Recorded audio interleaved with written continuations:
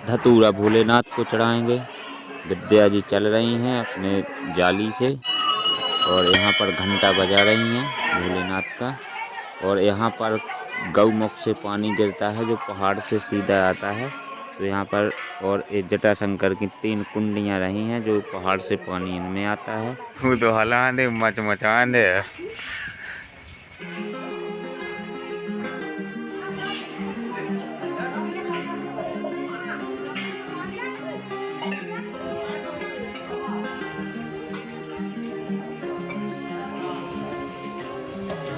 Hello guys, good morning. तो हम आ चुके हैं जटाशंकर। तो हम जा रहे हैं नहाने के लिए, वहीं जल चढ़ाएंगे। तो जा रहे हैं हम लोग। मध्य प्रदेश के छतरपुर जिले से 50 किलोमीटर दूर पड़ता है जटाशंकर धाम। तो यहाँ पर एक बार जरूर आए भोलेनाथ के दर्शन करने के लिए। चारों तरफ का आप नज़ारा देखिए, पूरे पहाड़ी पहाड़ है और कुछ है ही नहीं, जंगल है, पूरी विंध्याचल घाटी है यह। तो आप देख सकते हैं ये ऊपर से क्योंकि सीढ़ियाँ गई हैं तो बहुत ज़्यादा हैं। तो यहाँ से बेल पत्ती है जो तोड़ लेते हैं भोलेनाथ के लिए, क्योंकि भोलेनाथ पर बेल पत्ती चढ़ाएंगे हम लोग। तो ये बेल का पेड़ जंगल में ही मिल गया है। और यहाँ से विद्या जी हैं जो फूल तोड़ रही हैं, क्योंकि जंगल में सब कुछ लगा है, किसी भी चीज़ की कुछ भी कमी नहीं है। विंध्याचल घाटी है जो हिंदुस्तान की सबसे बड़ी घाटी है। तो ये धतूरा रहा। और ये देखिए पहाड़ की कटिंग देखिए कितनी डेंजर है, बहुत ही। तो विद्या जी है जो सीढ़ियों से नीचे उतर रही हैं। 700-800 सीढ़ियाँ से कम नहीं है, बहुत ज़्यादा सीढ़ियाँ हैं और बहुत खड़ी भी हैं। और भक्त यहाँ पर अमास पूर्णे के दिन बहुत ज़्यादा ही आते हैं। और ये रहा पूरा कुंड, और यहाँ से जो जाली आप देख सकते हैं। और ये रहा शंकर जी का मंदिर, जो यहाँ के मंदिर पर शंकर जी विराजमान हैं। और एक गौमुख से पानी गिर रहा है। तो अब हम लोग आ चुके हैं जटाशंकर भोलेनाथ के पास। तो यहाँ पर घंटा बजा रहे हैं और घंटा अनमोल भी बजाएंगे, क्योंकि वो भी जिद करते हैं। तो भक्त जो यहाँ पर हैं जो बहुत ज़्यादा आते हैं। अमास और पुणे को इतनी भीड़ पड़ती है कि लाखों में लोग आते हैं। और एक कुंड नहाने के लिए है, जिसको भी नहाना हो। तो हम लोगों ने नहा धो के हम लोग फुर्सत हो चुके हैं।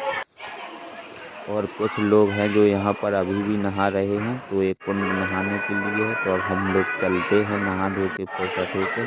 तो विद्या जी है जो ये जाली लगी हुई है ना, तो ये लाइन लगाने के लिए बनाई है, क्योंकि एक एक लोग ही इसमें से निकले, क्योंकि भीड़ बहुत ज़्यादा होती है। तो हम लोग, ये रहा वो दूसरा कुंड। तो यहाँ पर जो शंकर जी के पास है, तो यहाँ पर भी लोग, यहाँ से भी आप देखिए पहाड़ी दिखेंगे। और तो अब हम चलते हैं शंकर जी के मंदिर के पास। तो यहाँ पर जो हैं 3 कुंडियाँ बनी हैं, जो पहाड़ से बिल्कुल साफ पानी, आरओ की तरह पानी निकलता है, क्योंकि भोलेनाथ की कृपा ही ऐसी है। तो आप देख सकते हैं ये रही 3 कुंडियाँ जो पहाड़ से सीधा पानी आता है। तो यहाँ पर भी लोग बाग नहाते हैं। अब नहा के अब विद्या जी है जो जल चढ़ाने के लिए शंकर जी के पास जाएंगी। तो जो मेन मंदिर है शंकर जी का यही है। बहुत भीड़ भी है यहाँ पर, क्योंकि भक्त हैं जो बहुत श्रद्धा से आते हैं। और भोलेनाथ सबकी इच्छा पूरी करते हैं।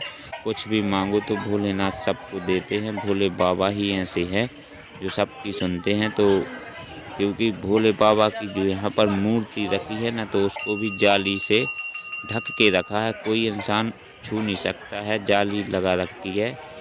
तो आप देखिए कि भक्त कैसे लेट के करते हैं भोलेनाथ को प्रणाम।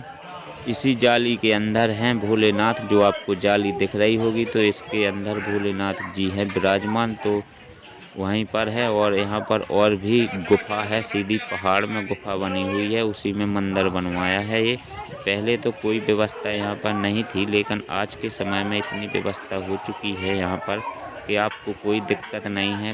सारी दुकानें, खाने पीने की कोई भी दिक्कत नहीं है। भोलेनाथ की कृपा से यहाँ पर सब प्रकार की दुकानें लगी हैं। तो ये रहा गौमुख, जो यहाँ से गौ के मुख से पानी सीधा नीचे गिरता है, और वो भी पहाड़ से। तो यहाँ पर 12 महीना पानी निकलता है। तो अब देखिए आप गुफा के अंदर विद्या जी आ गई हैं। ये भोलेनाथ की दूसरी मूर्ति है। तो विद्या जी ने बेलपत्ती और धतूरा है जो वो भी चढ़ा दिया है और फूल चढ़ा दिए हैं।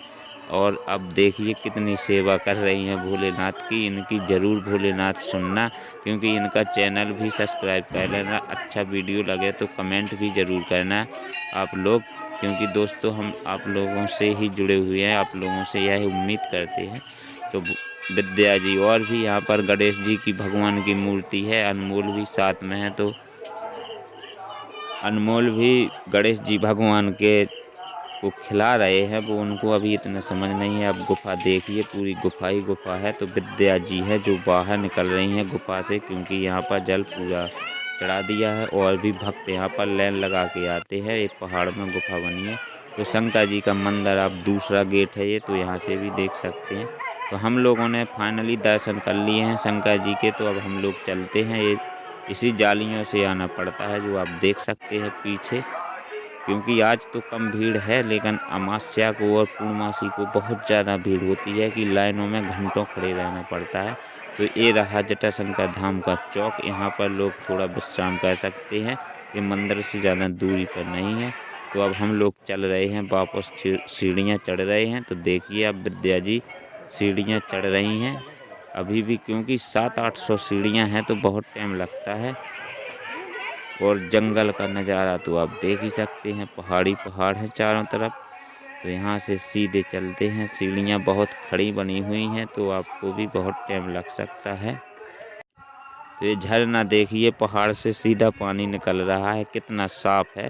जो ऐसे ही पहाड़ से कई जगह से पानी निकलता है। जो भोलेनाथ के यहाँ पर पानी की कोई कमी नहीं है। और इतना ऊंचा पहाड़ है कि आप सोच नहीं सकते हो कि ये कितना ऊंचा पहाड़ है। बहुत ज़्यादा ऊंचा पहाड़ है, लेकिन पानी की कोई कमी नहीं है। तो अब हम लोग चल रहे हैं अपने गाड़ी की तरफ, क्योंकि हमारी गाड़ी है जो बिल्कुल ऊपर रखी है। 2 प्रकार की रास्ता है, एक रास्ता ऊपर से आती है और एक रास्ता नीचे से आती है। तो हम लोग आए थे ऊपर वाली रास्ता से। तो आप देखिए बंदर भी बहुत ज़्यादा हैं, इनसे सावधान रहें, क्योंकि ये प्रसाद किसी का भी यहाँ से छुड़ा के छीन के ले जाते हैं। तो ये बंदरिया देखिए आप कितनी छोटी क्यूट लग रही है।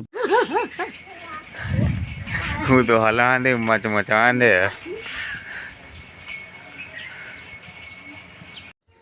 तो अब हम लोग आ चुके हैं पूरे मार्केट में, क्योंकि दुकानें बहुत लगी हैं। सब कुछ मिलता है यहाँ पर, कुछ भी सामान की कमी नहीं है। सारा दुकानें हैं। भोग प्रसाद की भी दुकानें यहाँ पर है, आप देख सकते हैं। ये जनरल स्टोर है, तो यहाँ पर भी आप सब कुछ ले सकते हैं। यहाँ दुकानें इतनी सारी हैं कि 500-600 से दुकान से कम नहीं है। और भीड़ भी यहाँ पर बहुत पड़ती है। तो आपको सारा सामान यहाँ पर मिल जाएगा, जो कुछ भी आपको। भोलेनाथ का प्रसाद यहाँ पर कलाकंद मिलता है, तो आप देखिए बहुत ही अच्छा है। तो दोस्तों अब हम लोग जा रहे हैं जटाशंकर धाम से घर की तरफ। तो यहाँ से अब चलते हैं, मिलते हैं किसी नए ब्लॉग में। जब तक के लिए जय हिंद, बाय बाय दोस्तों।